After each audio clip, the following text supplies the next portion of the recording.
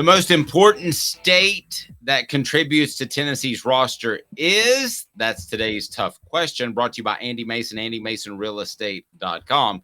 With Andy Mason, you'll know that you will get the best price and services in the biz. AndyMasonRealEstate.com. What's the most important state when it comes to Tennessee football recruiting, Caleb Calhoun? Georgia. Outside of the state of Tennessee, it's Georgia. And you can look at this roster, and there are maybe 12, 13 guys from the state of Georgia that will be in the 2 deep depth chart this year. And so the question was, to me, became after doing this was not what's the most important state. It's what's the most important state after Tennessee and Georgia. Because Georgia is obviously I feel like, has there ever been a moment in Tennessee history, Dave, where Georgia wasn't the second most important state at least? No, I don't think so. But let me ask you this. Would you argue Georgia over Tennessee? Take out the emotions of losing like guys like T. Higgins, and it's embarrassing and it hurts your recruiting as a whole more than just the prospect. But if you could dominate Georgia or dominate Tennessee, could you make an argument that Georgia is more important to Tennessee's college football recruiting than the state of Tennessee? Or does that just sound too crazy to accept? No, easily. It's easily true. It's easily true. And now the thing is, the only reason Tennessee's more important is because you can't dominate Georgia because Georgia's there. But if Georgia wasn't there, I mean. Right. If Georgia went out of business, they moved to Europe like the Jacksonville Jaguars will do eventually, and Tennessee could call that Tennessee South, they'd be in pretty good shape. I think we could agree with that. Yes, they'd be in amazing shape. The only reason, the thing that's helping, the reason Tennessee stays the most important right now is Cooper Mays and Jacob Warren on offense, funny enough, but on defense, the whole defensive line is Tennessee. Tyler Barrett, Amari Thomas, Bryson Eason. I mean, that's all Tennessee. Elijah Simmons, that's all Tennessee right there on the defensive line. And Arian Carter now at linebacker, who I think is, you and I both think, is going to be a superstar.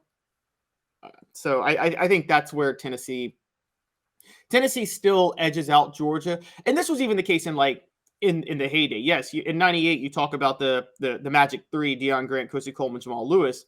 And that's true. Fred White also from Georgia. But you still had Al Wilson. And who was from if you don't have Al Wilson, you don't have a championship. Yeah, exactly.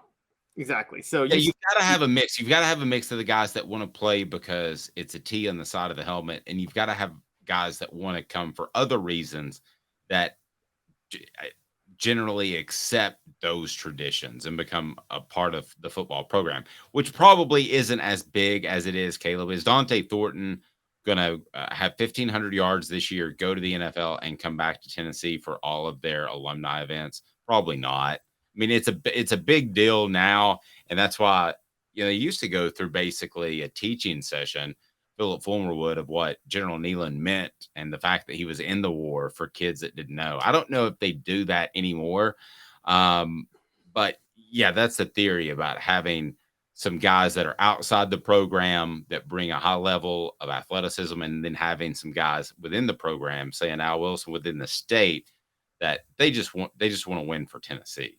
They don't want to lose to Vanderbilt because it could hurt the college football playoff chances. They don't want to lose to Vanderbilt because Vanderbilt's Vanderbilt. Yes, I agree. I agree on that.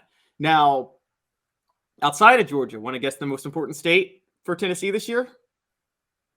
Okay, so this is your list for this particular year? This particular year, yes. Okay. I would still say it's Georgia. No, I said outside of Georgia, though. Okay, outside of Georgia, I would say it's Louisiana.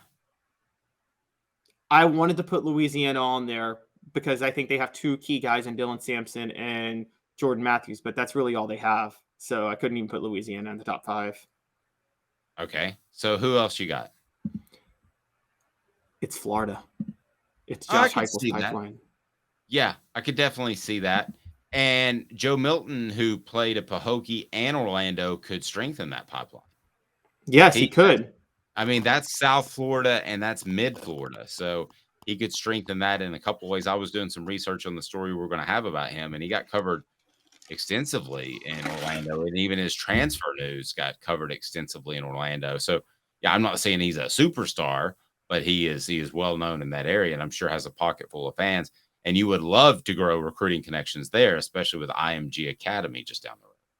Oh, exactly. And Tennessee's got one starter. I think both tackles are going to be from Florida this year because you and I both think John Campbell is going to start at left tackle this year, right? I do. And Gerald Mincy on the right at right tackle. They're both from Florida too, so that's an important one. Another one, by the way, and this is a very long tradition from Tennessee, as you know, because they went out there more than anybody else. California is the third most important state for Tennessee this year because Brew McCoy is such a big deal. And along with Brew McCoy, McCollum Castles and Omar Norman Lott could both play. And there's this guy named Nico who, even though he's not the projected starter, kind of stealing a lot of headlines for Tennessee. Yeah. Mincy needs to toughen up. He in particular, he's a guy that needs, and that's coming with some insight. He needs to take that next step. Darnell Wright was not on anybody's recruiting draft board this time last year. Mincy has not quite that physical ability, but in the ballpark to be able to elevate his play to being a well-respected prospect in the NFL. But he's got to get tougher. Right now, I think Crawford's a little bit tougher. And I think that's why that could be a battle. Are they going to try to play both? Remember, they played a couple of different, because of injuries, a couple of different left tackles last year in the first month of the season. And I think it partly was because of injury. I think partly because one didn't completely win the job. That might be I'm told that might be the case at right tackle this year. We'll see. Yeah, and it was actually the same two people, Mincy and Crawford, left tackle and right tackle. Mincy, just a quick story, kind of came at my old job, came at me on Twitter last year for seeing that he makes too many pre-snap mistakes at one point and said he got a lot of attention. And he tried to be like, I only got one penalty, but whatever. And I'm like, look, I like honesty in athletes. I do. I like them expressing their feelings, but I got to be honest. If you're worried about what a blogger's saying on Twitter, you probably have some other issues with your focus at that point. Yeah, that's the overarching concern right there, Caleb. Is not even what he said, the fact that he cared. Yes. I didn't know that story. You hadn't shared that with me, but that's